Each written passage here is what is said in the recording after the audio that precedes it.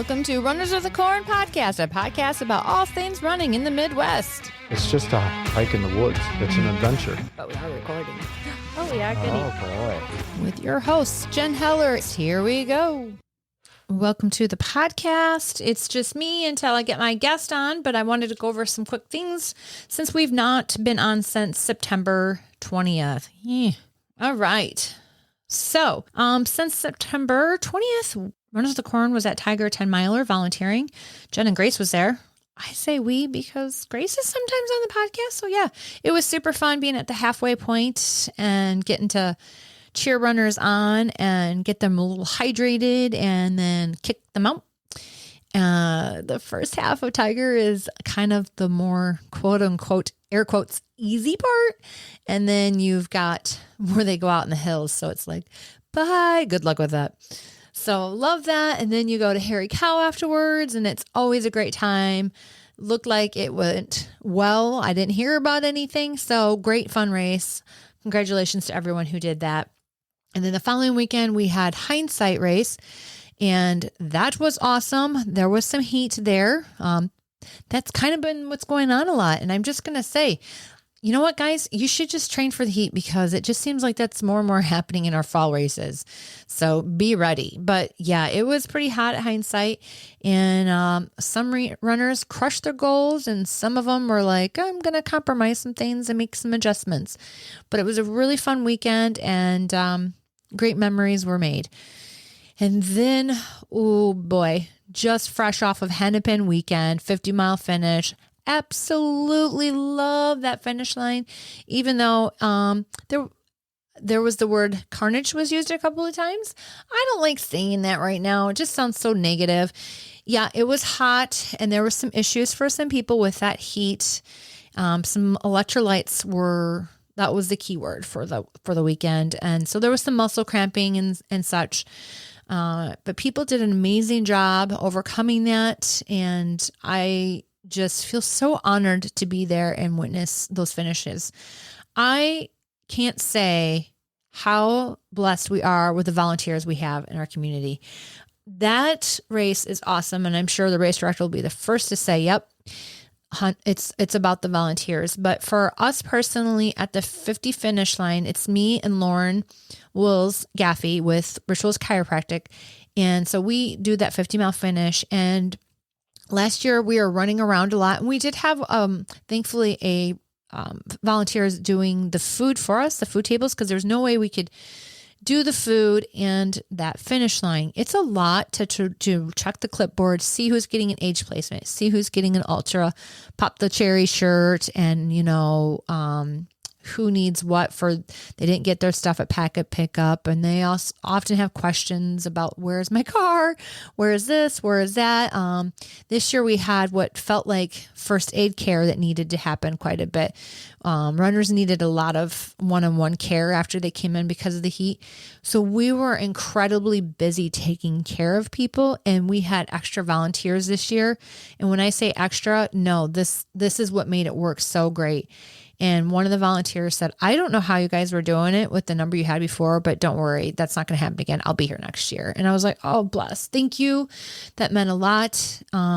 It went off so smoothly to take care of people in the finish shoot and then direct them to the volunteers to get their shirts and what have you and their medals and such. So thank you so much to the volunteers that helped us this weekend. You made it go so well and smoothly for not just us who were at the finish line, but for all of those runners. And the amount of times I heard from the runners who said, you guys are so amazing and so sweet. It just says a lot about our community. So thank you so very much. Okay, so races we have coming up. I really want to mention to you guys that we do have that Yeti series coming up and it starts the first Saturday of the month for December, January, February, March, 5K, 10K, 15K, and 20K. This race series was put together to help you stay busy throughout the winter.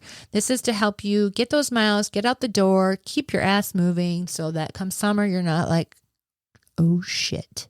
So, but I need to remind you to get the 4-part series sweatshirt, the coveted sweatshirt, and bragging rights. And if possible, maybe you're a speedy and you're going to place in the top 3 to get the award for finishing the series, because you know, it's an overall time for all 4 races.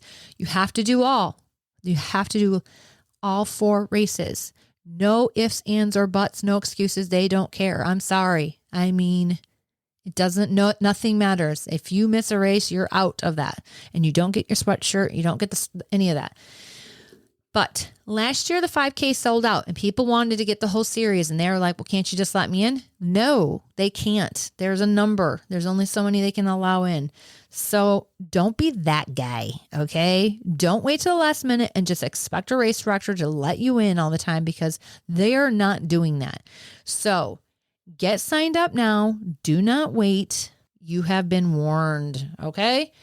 All right, let's just hear this little bit word from my sponsor. When I say my sponsor, the lady who puts up with all my shit and lets me record out of her business the majority of times. Today, I will be recording out of my home, but I want to say thanks. And this is my favorite store. Shop locally. And then after that, we're going to listen to some stuff about Shawnee. Here we go. Runners and walkers in Dixon, Illinois, are you ready to gear up? Head to Stonebridge Running, your local source for all the things running. At Stonebridge, you'll find shoe brands like Topo, Ultra, and 361. Plus the unbeatable comfort of UFA recovery sandals. And that's not all. Protect your eyes and style with Gooder and Tifosi glasses. Whether you're hitting the road or trails, Stonebridge has got your nutrition needs covered as well. What sets Stonebridge apart? It's not just the gear, it's the service. At this small, locally owned store, you get personal attention that big box stores and online shopping just can't offer. So stop by Stonebridge Running in downtown Dixon, where they'll take the time to get to know your goals and make sure you walk out with a perfect fit.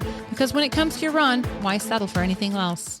Okay, welcome to the podcast. I have my guests, Mickey and Chad Colson, who are the new directors of the Shawnee Hills Trail Races. Is it called Shawnee Hills or? Shawnee Hills Trail Races. All right. So when did you take over this race? Just this for 2025. We've been involved with the race the last several years, captaining and crewing an aid station, as well as doing race photography, which I'm not sure I recommend trying to do both, but we did it. We agreed to take it on from Stephanie for 2025. Stephanie Page was our former race director and a good friend of ours, and she asked if that was something we'd be interested in, and we love this race so much that we immediately jumped on it. So this next year will be our inaugural year taking it over. Awesome. Well, welcome to the podcast. So let's find out a little bit about you, and then let's talk about the race, so those can get to know who this race director is, who's taking over this race. Yes. So it's you and your husband Chad who are taking it over. Hi, Chad. If you can. Jennifer says hi. Chad doesn't have headphones in. They had some feedback, and so yeah. Sorry, Chad. Can't just share the right. Can't share one ear. They're in a headset, so they can't see the podcast. So there's that. There's that. Okay, so I want to know how did you get involved into ultra running or the ultra world? You want to start with that. So this race specifically is kind of how we got catapulted into the ultra community. We crewed for my brother. It was his first 100-miler, the inaugural year of the race. And we had never been around ultra running, trail running at all. And we were absolutely bitten by the bug. The farthest I'd ever run at that point was a half marathon. And I was like, I would never run a full marathon. Then we spent the weekend with these people doing crazy hard things. And it was immediately a question of how can we spend some more time around these people? Like, we loved the community, getting to spend the day and the whole weekend with the crews. You know, we had never even realized that 100-milers were a thing before that race. So got involved there. We're local to the race, and that's kind of why he picked that one. So he finished that one. He ran a couple more 100-milers after that. We got involved with those in the area as well. And then I ran the 50K myself for the first time in 2021. And the following year, the race sold to a friend of ours, and we started captaining in an aid station. So we've been involved since 2022, kind of behind the scenes. Okay. When was that inaugural year? When was that? I believe it's 2018. Is that correct? I'm pretty sure. He's like, I didn't hear the question. Yeah, the inaugural year of the race. I'm fairly certain. Okay. 2017 or 2018. Yeah, and it was kind of as inaugural races are. There was course markings that were either stolen or misplaced, so people were getting lost. There was a lot of hiccups that year, and despite that, it was still a great experience for us. Okay. Wow. Yeah. So you weren't like a road runner who was like, oh, I'm going to get into ultra running. You just got bit by the Kool-Aid bug, like because of somebody totally else. Bit by the community, like all the people that we got to hang around for the weekend. It's like, how can we spend more time with these people? Was there something in particular in that race or a moment that made you fall in love with that specific race? So, us being from the area, the Shawnee National Forest is local to us, and seeing it from a different side, we hiked a few of the trails, but nothing, compared. We pretty much everyone from where we're from goes to Jackson Falls, which is part of the course. Mm-hmm. We were familiar with Camp Ondasank, but kind of seeing these trails that are more rugged that we would have never experienced before. It was, oh my gosh, this is right out here in our backyard. Just made us fall in love with the course. And how did you get into the race directing of it? How did that evolve? Okay, we're just behind the scenes. We're here all the time. They needed somebody and you're like, it's us. How did that all happen? The race is just really important to us. And so we've kind of helped Stephanie logistically with things the last couple of years. And we've had a couple conversations, if it ever became available, we were like, we really want it to continue to stay local in the community, to be in the hands of somebody who loves these trails, who loves this area, and who has the race's best interest at heart. Okay. That's really where that came from. Okay. All right. How has that transition been going at this point in time? How are stepping into it? We've already started. Yeah. So pretty much as soon as the race was over, Stephanie allowed us to have the post-race surveys. So we're taking information from there. We're already thinking about things that we can do for next year. We've already gone and met with camp to talk about things that we're going to implement for the race for next year. And we're hitting the ground running. We want to make sure we're as prepared as possible. I like it. Yeah. I think every year though, I was talking to Michelle Hartwig and she was with the race director from Western States and they were taking ideas to make changes for next year. And she's like, look how old that race is. And they're still changing. Isn't it still exactly? Yeah. There's always something we can improve upon. If you're not trying to get better, you're just stagnant. So even just little things that can make it a better experience for the runners, for the volunteers, for the crew, whatever we can do, We're always making notes at a race okay, next year this, next year not that. So we always did that, just captaining the aid station. Oh my gosh, next year, this is what we have to do. This is how we need to step it up. For sure. Well, and that's how we learn. So exactly. Okay, let's talk about this race. That's what everyone wants to know. So say I'm a noob, don't know. Mm-hmm. Well, I am actually. I know not very little about your race besides what I just pulled off online. And even I like how somebody's like, where is it? I saw one of the first comments was, where is it? I almost was a smartass and said, in the Shawnee Forest. I think somebody did. And yeah, it was a good friend of mine and he did. And I was like, there's Bevy. So yeah. So pretty much if you drive south in Illinois and you almost hit Kentucky, that's where we are. There are rocks, there are hills. People, obviously runners of the corn, you think, oh, it's just farmland. And then nestled in the middle of all this flat farmland are these beautiful hills. So each loop, it's a figure 8 loop. You start at Camp Ondasank, which is super cool. It's a figure 8. It's a 32-ish mile loop, 50K loop. And that's no little loop. It's no little loop. Each loop has 3,000-ish feet of gain. So it's not flat. It's not like one giant climb. It's very rolling. I believe it's 80% single track trail and some fire roads in between to connect the trail systems. But it's rugged. There's some creek crossings. You run across the top of Jackson Falls, which is a beautiful waterfall. It's breathtaking. Okay, now Sam signed up for 100 miles. How much elevation gain am I going to be getting? How much am I going to be biting off? 3,000 times 3. That's not bad. It's not bad. You've got 33 hours. Yeah. Oh, 33 hours. Yeah. That's great. All right. Yeah. 33 hours. For the 100. 9,000 feet of gain. Yeah. No aid station is further than a little over 8 miles from each other. That's really nice. Yes. It's very nice. So can crew only access you at the start and finish? Are you out there for 32 miles? They can go to any aid station except Jackson Falls because the parking there is limited. So any of the other aid stations, they're welcome to meet you at. So if something goes wrong, I've got an op. Okay. Sounds okay. So if I say it's a first time 100 person, it looks hard to me. I'm going to say. We get a lot of first time hundreds, honestly. Yeah. And that, I mean, like I said, it was my brother's first time 100 and people were like, oh, you picked this one. But I mean, it's doable. If you have a plan, it's doable. Well, I mean, I've had friends who do Potawatomi for the first 100 and I think that's disgusting. I mean, like I love Potawatomi. I'm there every year. I'm there every year. I love that race. But shit, that's really hard. So we had a guy come in this year and he's like, oh, I've never even run on trail. I've been doing all my training on roads. And I'm like, oh my gosh, bless his heart. And thinking, how is he going to do this? And he did. He finished. You know, he managed his time. He had a plan. He executed it and he got there. It's right up there with somebody who's like, I just been running on the treadmill for this race. And you're like, it's going to go great. It's going to go wonderful. It's going to be fine. What could go wrong? Okay. So how many times am I going to get my feet wet in this creek? A couple. But I mean, honestly, there's some rocks you can skip across. You can do however you want to. You can fly through the creek or you can hop one rock to another and cross your fingers. It's not like it's knee-deep water crossings, although we did have... Well, it's Illinois. It could. Before last. It could. Yeah, we had a flash flood, honestly, the year before last. That's never happened before on course, and we had to cut it off early. So I guess anything can happen, but this year was very dry. Okay, so there's it's two creeks that are in there in that loop? You cross it twice, I believe. Oh, okay. And sometimes there's water, sometimes there's not a lot. I mean, everyone who knows this should know that. I mean, we had a race where somebody got swept away on a creek. And then by the time I got there, the creek was gone. Exactly. Exactly. Yeah. For the most part, don't plan on trying to cool off in the creek. Oh, there's not much water to it, but. Okay. And aid stations, man, those are really close together. I like that. Yeah. And they're substantial. They have, of course, the regular aid station offerings, but we've got at least 2 of them that are making you snow cones if you want them. There's popsicles, they're making you real food. They all kind of do their own thing. It becomes a little bit of a competition of who could be voted the best aid station. So they bring their A games. Oh, yeah. Right. So there's some hot food during the night and stuff? Oh, definitely. Yeah, we always have, the ramen, the mashed potatoes, quesadillas, that kind of thing. But then they all kind of do their own thing too. Bacon. That was a really big thing this year. I think with the heat, lots of people wanted bacon, the salt. Oh, the salt. Yeah. Yeah. Okay. So do you have your race meetings via video?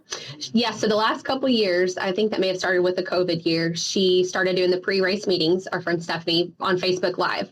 We're still going to plan on offering that. We are also going to have an in-person pre-race meeting this year. Just to be able to gather together the night before and have a little sit-down meeting sense of community there.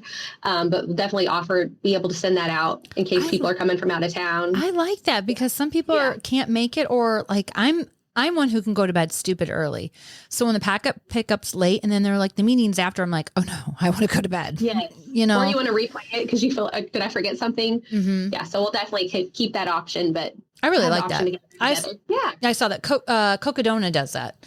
And that was I'm like, oh, that's a nice option. Yeah, it's fantastic. All right, going back to the course. So if somebody wanted to train properly, train for terrain.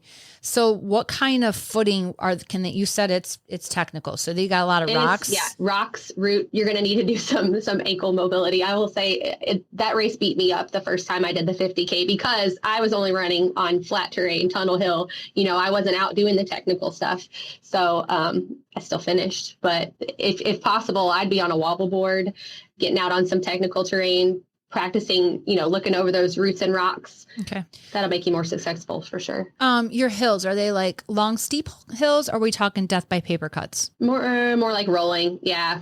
You're enough to break it up though. I felt like I described it to my husband. I never even put my headphones in the day I ran the 50K. I was like a hobbit frolicking through the forest. Like it was my best day ever. And it took me a really long time because I was having the best time. I was just enjoying myself, but it's rolling, it's switchbacks. It's very beautiful. Decent runnable though? I mean, like there's a lot of runnable parts. Okay. Yeah. There's some stuff you're going to have to scramble up and be careful when you cross, but yeah, a lot of runnable. Okay. I like it. What's the weather generally like? Soupy. Soupy? Yeah. Soupy. Okay. So very high humidity down here. It's into August. So it's usually, high 80s, low 90s. Evaporative cooling like they do for Western states, that won't get you anywhere because you're just going to stay wet. It's not going to evaporate. So I think a lot of people look at some of those documentaries from Western states and they come in with the idea, oh, we got to get wet. And then you just stay wet in your clothes. So the humidity will definitely be a factor. Try to heat train as much as possible. Okay. Get out in the middle of the day. God. I know, which none of us want to do in the summer. You know, always try to get my run in early before the sun comes up. But yeah, I like being out in the summer. I'm dreading. I had to run today and it was cold this morning. It was like 40 degrees. I'm like, nope, I'm going to wait till later. Like I haven't gone for a run yet. So yes. All right. Talking about somebody's first ultra, somebody's brand new to this. You think this would be a good first 50K 100 miler, and why or why not? But you, like your brother, was it half brother you said or whatever? My brother. Yeah, that was his first 100 miler. I mean, the aid stations are going to help set you up for success. So I think that's a huge point for your first one. It is 33-hour cutoff for the 100 mile. So, you know, there's several around that have that strict 30-hour cutoff. You do get an additional 3 hours here. Especially if you're wanting your first ultra, you get 32 hours for the 100K and the 50K. So you can take your time and get to that ultra distance and not be worried about the cutoffs for those. That's huge. If you're going for the 100 miler, yeah, you get an additional hour. But I mean, that could take you all day. So we always try to tell people, just rest for a minute, try to gather yourself. If you're trying to finish the 100K or the 50K, you have time. Problem solve through. So especially getting into that night part. Yeah. Are there cutoffs at the aid stations or is it just a generalized cutoff? There's a generalized cutoff and then there's a cutoff at Trig, which is the center of our figure 8. But it's not a hard cutoff as we're going to pull you off the trail. The trails are open. So if you decide to continue on against, you know, the cutoff itself at your own will, no one's going to say you get off this trail right now, you know. And you and I talked before we started recording. We had a guy come through after the regular cutoff at Trig this year, and he made it to the finish line before the cutoff of the race. So, you know, we know anything is possible. And like I said, the trails are open. You'll have equestrians out there, people riding on horseback. You'll have hikers out there. So we're not going to say you have to stop. This is just, you know, when the aid stations are no longer to be manned. I'm glad you mentioned that because I think that's still super cool that this guy who generally when they are like right on that cutoff, they don't quite make it in time. But every once in a while, there's a miracle and you're like, oh, there was some magic that happened. And here he came. Yeah, there was not a dry eye at the finish line. Oh, I love those moments. Never give up. There was one at Leadville last year and she came in and screamed, "Do you believe in miracles?" And it was like, oh my gosh. And she just missed the cutoff queen barely. Like, and you're like, oh my God. Everyone's like, she's never going to make it. And then she came in running. Is like, "Do you believe in miracles?" And it was like, oh, not a dry eye. So much. Yeah. So never give up ever. Never give up. You never know what's possible. So how important is the running community and the volunteer support for success at your race? Oh my gosh. Our volunteers are everything. Yeah.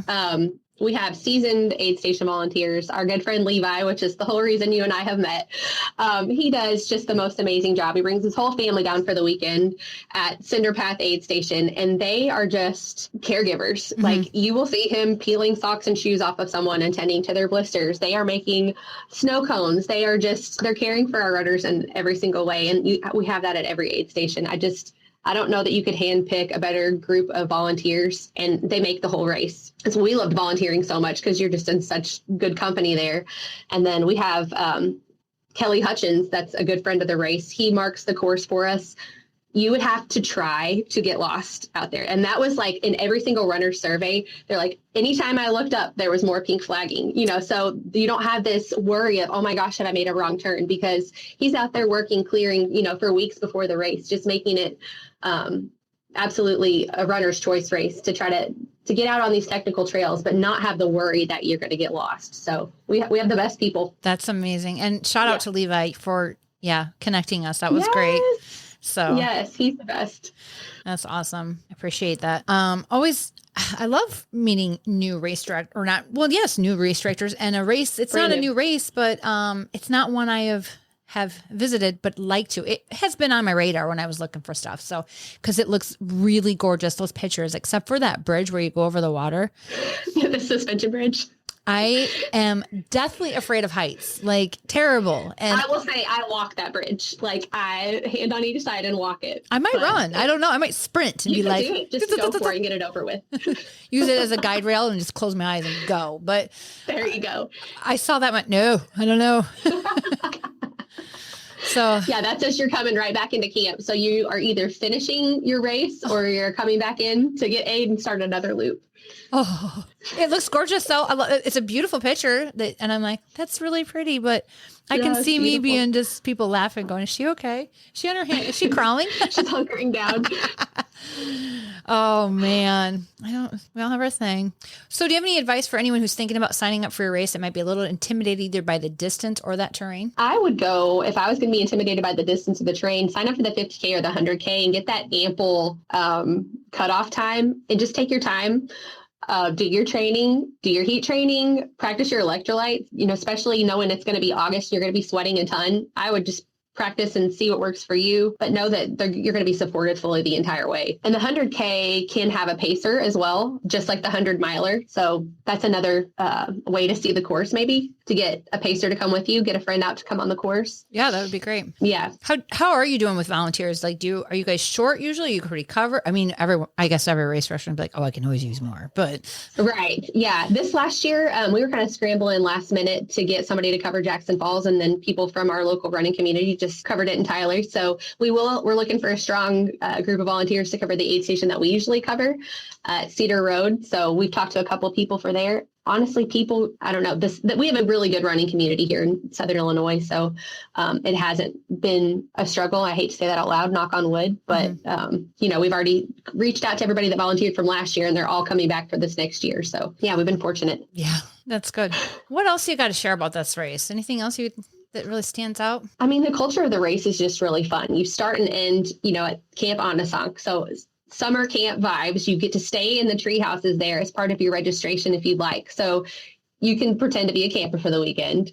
All you really need to bring is your sleeping bag and your running stuff. And that's included as a part of your race registration. It's just a fun camp experience. We've met with Evan. I think he's the adventure director. That's his title out there at Camp Onasunk. And he was actually involved in creating this original route. So he's super excited to have the race back again, to get more of the community out there and involved. Going to try to make it more of like a festival feel at the start finish this year, bringing some food trucks in, and we've got some big ideas there. So it's a great culture to be around for the weekend. That was going to be my question is I'm coming, it would be a haul for some of us driving from up here in Northern Illinois. Yes. And what's the area like? Where do you stay? What do you eat? What do you do? Right. So out where this race is, you're about 30 minutes from everything. So you're, if you stay there at the camp in the tree houses, you're going to want to bring all your stuff in. But we're also, 30 minutes from towns in all directions with hotels and restaurants and that kind of thing. So if you don't want to stay out in the heat, humidity before you run your hot race or after, there's definitely options there. So we're close to Paducah, Kentucky, to Carbondale, Marion, Illinois,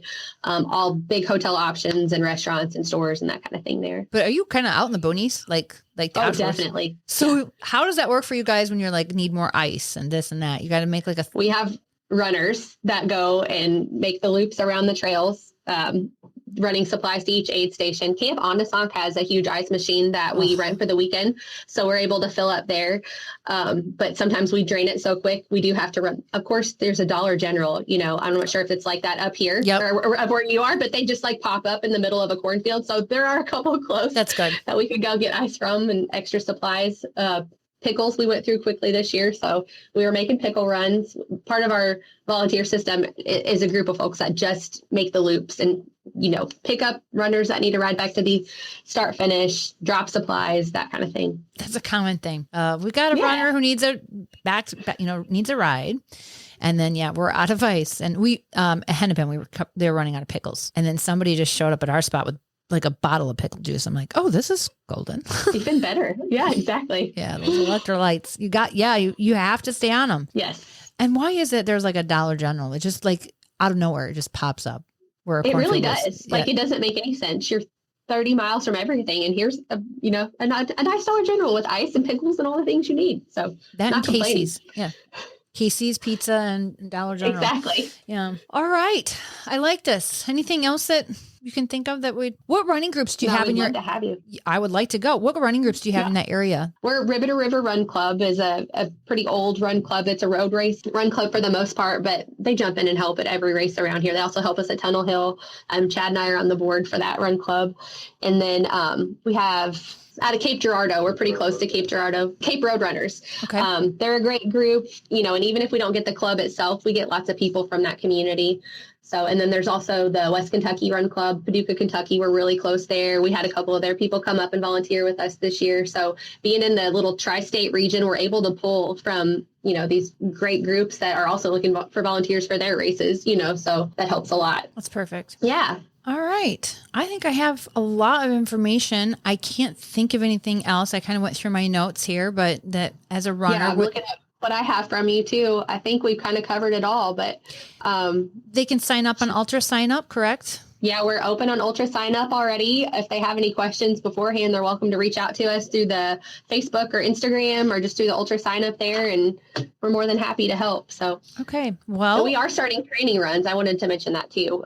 Once a month, we're kind of just unofficially running out on the course together to get more people out on course and to get more people familiar. One of my hopes and missions for this next year is to have some women 100-mile finishers. That's kind of dwindled in the last couple years. And so I've reached out to a couple different women's running organizations, and that's one of the things they recommended was having some shorter runs out on course. So more of us can get out there and try it and see. So I'm calling all women. We'd love to have you. How many women have you had finish the 100? We've had a couple, but not this past year. What? Yeah, I know. Oh, come on, girls. This is intriguing. Ladies. Oh, ladies. Okay. Now I'm like, I like that. I reached out to the Women's 100-Mile Project, and they're going to be sending out a discount code for anybody that's part of that group. So if you need a training plan for a 100-miler, become part of that too. That's good. Have you been on the ladies ultra group, whatever, there's a Facebook group? I'll try and chime in on it whenever I see some posts about it. Can. Yeah, and I'm happy to make a code for them too. We need more women in this 100-miler. Yeah, because they the first year I did the Dino 100 in Texas, they were there. The lady. Okay. Yeah, a bunch of them were there. Yeah, it was neat because there was a lot of women on the course. A lot of women DNF to do that year, but right. And we get a lot of women in the 50K. We get a couple in the 100K, but I know they're out there. We just need to get them down here. 100%. Like, come on, girls. Dang. That I wish I would have known. Yeah. Now I'm like really invested because we need an even playing field. Exactly. We can't let the guys have all the fun. No. And we're so good at this sport. Honestly, women are really good at endurance and doing the long haul of things. So yes, that's a whole nother podcast. All right. Exactly. Do you have anything else? I don't think so. Come one, come all. We want you down here. We want to have a big fun year. So all right. The more the merrier. Well, thanks for being on the podcast. I appreciate it. And again, like she said, thanks for having us. Well, reach out to Mickey if you guys have questions. Check out their page. I'll just sign up, get signed up. Yetis, I saw you said road trip, well, we can do that. Bring it on, Yetis. Yeah. All right. Well, until next time, I hope to see you. Probably not next year. Next year is already kind of full for me. I'm going to be down at the Sedona 125. So, fun. Yeah, I can't do that's too close for 100. So definitely, you're now on my radar. So happy to be there. Yeah. All right. Well, I'm going to hit stop on the record. But thank you. Until next time. Thank you, Jennifer. Bye. Thank you so much. Bye. Thanks for listening, guys. Just a real quick note. This race does take place August 23rd and 24th in 2025. It is located, according to Ultra Sign Up, in Ozark, Illinois. How far is that? For those who are based out of the Dixon area, that's going to be about a 5.5 hour, 6 hour drive. So I suggest we carpool for sure. It would be a fun getaway weekend to go south and, check it out. I've always wanted to check out that park and explore. What better way than to do it on my feet? So I'm up for it. Somebody let me know and who wants to do that with me, and let's go down there and check it out. I maybe could do it after I do Sedona, hard to say. But what I really want to mention real quick before we completely end this is, did you hear her say that it's for 50K, you get 32 hours. I have had people who are walkers who want to do a 50K trail ultra, and they think they're not going to be able to make it because of the cutoffs. Y'all, this is it. There you go. I mean, that is a big cutoff, and you're going to earn it, man. You're going to earn your grit, it sounds like, on that trail, but you can hike it all. So, and it sounds beautiful, and you can go camping. I think we should maybe be checking this out, you guys. Thanks for listening to the podcast, and until next time, bye-bye.